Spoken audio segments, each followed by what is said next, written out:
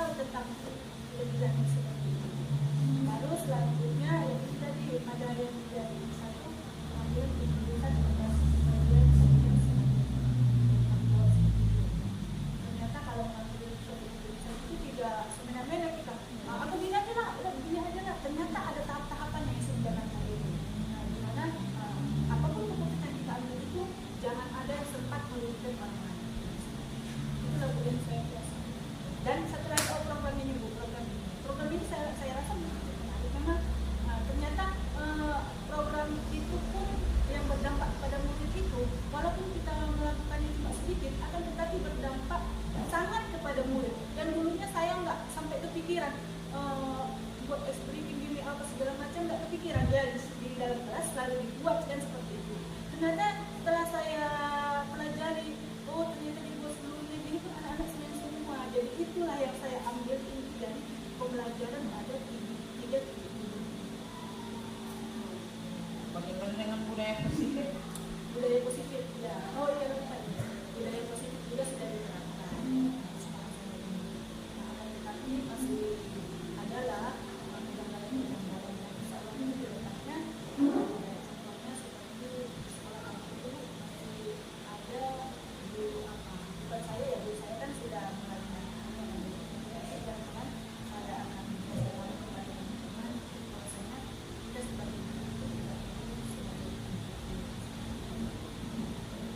jadi itu sudah diceritakan yang ibu kuasai ya. Nah, masih ada nggak materi yang ibu rasa membingungkan dalam pelajaran selama pembelajaran dari saya belajar dan diferensiasi ini masih mengambang. Walaupun sudah saya pelajari, tetap aku nggak paham sebenarnya pembelajaran dan diferensiasi ini. Sebenarnya, iya boleh Bu.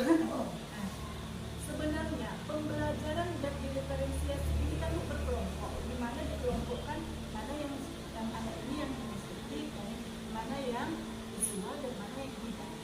Apakah pembelajaran itu masuk kita ke dalam kelas, kita bentuk langsung, atau setelah pembelajaran kita belajar baru kita mengetahui bagaimana jiwa anak-anak ini, dia nggak paham tentang ini, kita kelompokkan, atau bagaimana? Itu yang menjadi mengambang lah dulu, nggak paham saya berdiferensiasi. Nah, berdiferensiasi itu asal dari kata bahasa Inggris difference, berarti berbeda-beda. Nah, seperti yang sudah diberikan Ibu Fasil, contoh pada saat rukol, anak yang mengintip, yang tinggi, yang pendek, dan yang lebih pendek. Satu dia mengintipnya kecil karena nggak ada, ya kan? Nggak maksimal dong dia mengintip. Yang tinggi itu dia memang udah bisa. Yang satu lagi hampir. Sedangkan gambar kedua yang sudah kita pelajari itu, ketika dia pendek dikasih kursi supaya dia bisa melihat dengan baik sejajar dengan yang tidak bisa. Pembelajaran berdiferensiasi tentunya ibu sudah memahami ini sudah jalan mau 3 bulan. Tentunya ibu memahami karakter anak ini. Nah, bagaimana ibu mengetahui anak ini di bagian kinestetik, anak ini di bagian audio, dan anak ini di bagian visual atau di audio visual? Nah, caranya bagaimana? Ibu itu bisa melakukan assessment. Di situ ada assessment diagnostik, yaitu di awal pembelajaran. Ya, di awal pembelajaran mungkin kira-kira dia suka yang mana. Nanti ibu bisa mengelompokkan.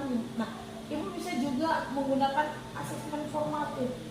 Nah, di hasil ujian asesmen gimana dia nilainya sebelumnya, ya kan? Kalau di kelas 1 mungkin nilainya nggak ada ya, atau ada dari TK, oh anak ini pandai, ini mungkin di sini udah bisa.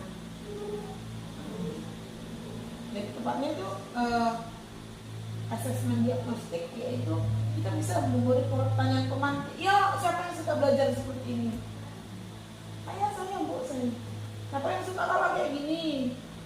Atau kasih pertanyaan-pertanyaan yang memantik mereka, menunjukkan pemahaman mereka. boleh materi. Tentunya terkelompok.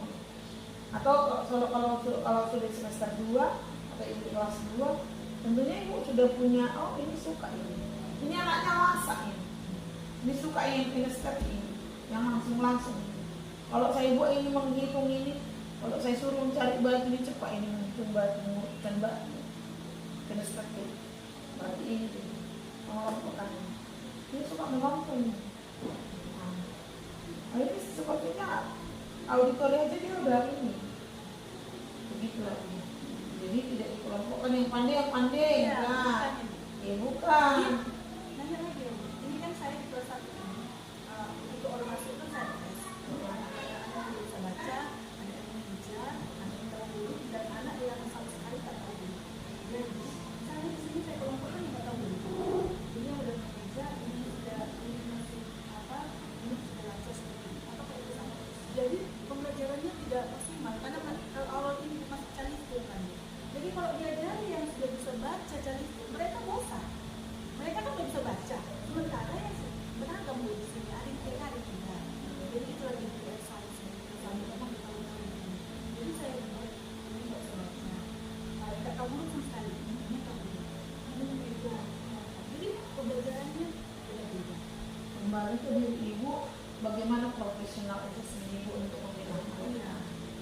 Ini bukan ya, kalau juga ibu